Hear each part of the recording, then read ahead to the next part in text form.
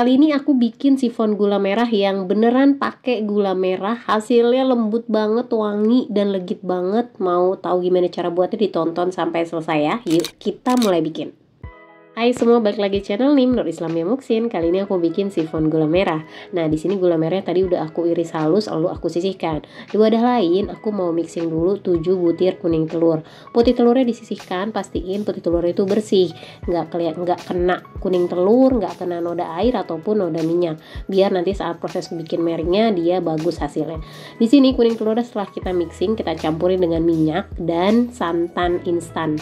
Kalau minyaknya boleh pakai minyak canola atau minyak sayur biasa juga boleh. Kemudian ini diaduk rata dulu, baru kemudian aku mau tambahin bahan keringnya.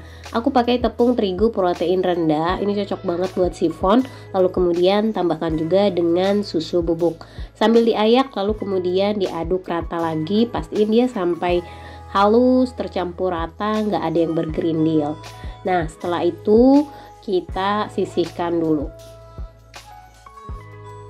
Kira-kira nanti proses akhirnya akan menjadi seperti ini. Kalau udah kayak gini, kita sisihkan dulu aja. Kita akan beralih ke putih telurnya. Kita mau bikin meringnya dulu ya. Putih telurnya ini akan kita mixing bersamaan dengan air jeruk nipis atau air jeruk lemon, banyaknya sekitar 1 sendok makan. Ini sih aku nggak diukur 1 sendok makan persis atau enggak ya, jadi dikira-kira aja. Lalu kemudian aku tambahin gula merah yang tadi di awal udah kita iris-iris halus ya. Emang harus ngirisnya halus sih supaya nanti dia beneran ke mixing, dia larut sempurna. Kalaupun enggak, nanti akan ada di cake-nya itu ada sisa-sisa gula merah yang melumer gitu, tapi nggak apa-apa, itu justru jadi unik dan enak aja.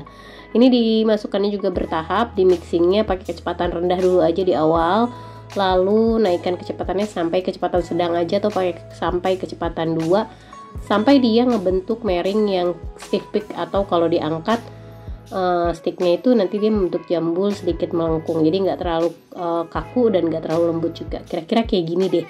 Kalau udah kayak gini, kita akan campurkan ke adonan kuning telur ya. Cara mencampurkannya 3 tahap pencampuran, perlahan-lahan aja.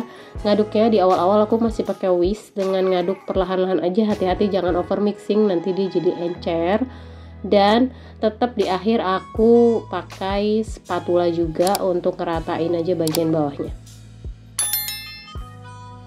Jangan lupa oven sudah harus dipanaskan kurang lebih 15 menit sebelum loyang kuenya masuk.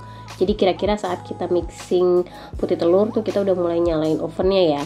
Dan aku pakai loyang sifon, khas sifon yang bongkar pasang itu, size-nya ukuran 18 cm atau kalau ada 20 cm juga boleh.